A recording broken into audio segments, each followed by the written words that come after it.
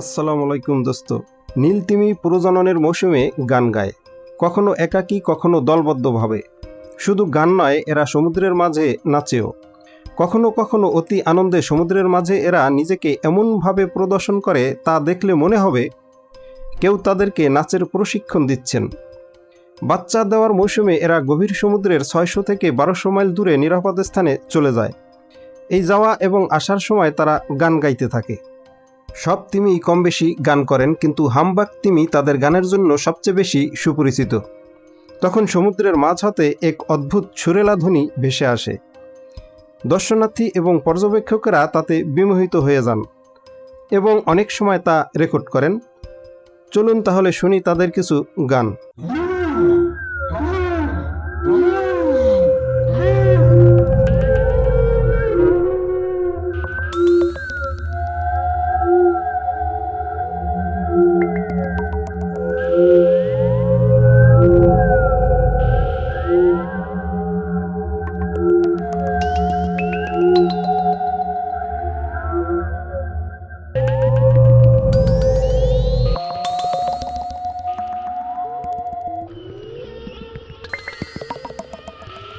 নীল তিমি পৃথিবীর সবচেয়ে বড় প্রাণী। নীল তিমি সামুদ্রিক কিন্তু স্তন্যপায়ী। সর্বকালের বৃহৎ প্রাণী নীল তিমি।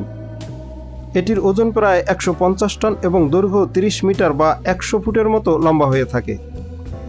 দীর্ঘতম নীল তিমিটি একটি স্ত্রী নীল তিমি, যেটির দৈর্ঘ্য 29.5 মিটার এবং ওজন 180 টন। একটি স্ত্রী তিমি 2 থেকে 3 বছর গর্ভে বাচ্চা ধারণ করে। একটি নবজাতক নীল তিমির দৈর্ঘ্য প্রায় 23 ফুট এবং ওজন হয় প্রায় 4400 পাউন্ড। প্রথম 8 মাস নীল তিমির বাচ্চারা খুব দ্রুত বৃদ্ধি পায়, কারণ তখন তারা মা তিমির চর্বিযুক্ত দুধ পান করেন। সমুদ্রের নিচে এদেরকে দেখতে নীল লাগলেও সমুদ্রের উপরে উঠে আসলে এদের রং নীল দেখায় না।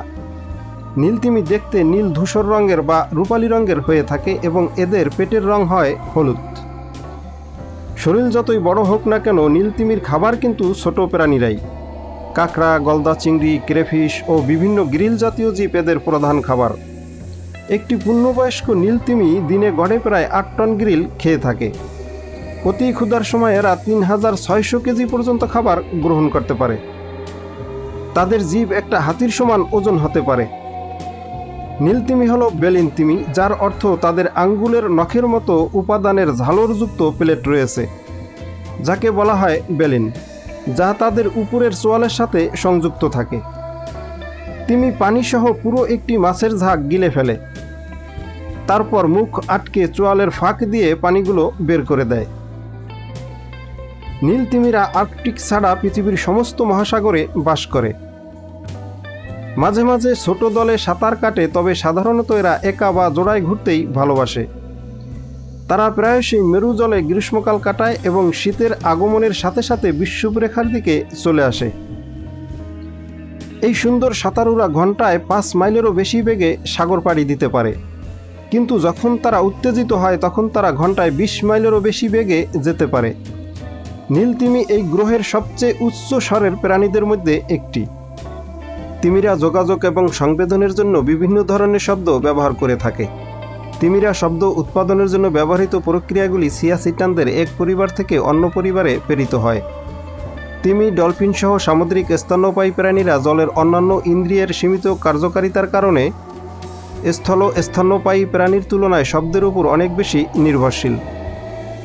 সামুদ্রিক স্তন্যপায়ী প্রাণীদের জন্য দৃষ্টিশক্তিও কম কার্যকর, কারণ সূর্য স্থলের চেয়ে সমুদ্রে আলো কম ছড়ায়।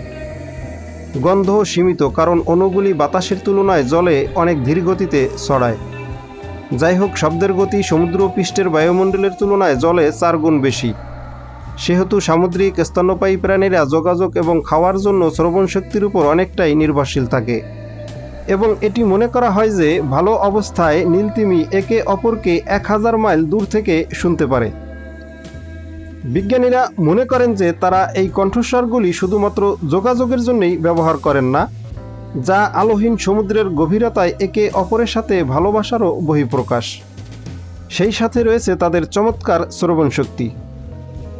নীল তিমি পৃথিবীর সবচেয়ে দীর্ঘজীবী প্রাণীদের মধ্যে একটি।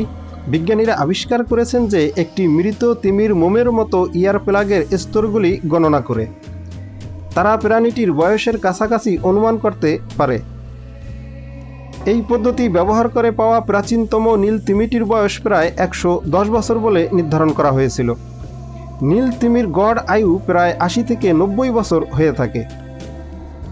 1900 এর দশকে তিমি তেলের সন্ধানে তিমির আক্রমণাত্মক শিকার তাদের বিলুপ্তির দ্বারপ্রান্তে নিয়ে যায়।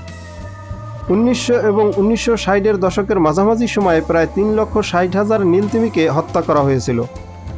তারা অবশেষে 1966 সালের আন্তর্জাতিক তিমি কমিশনের সাথে সুরক্ষার অধীনে এসেছে।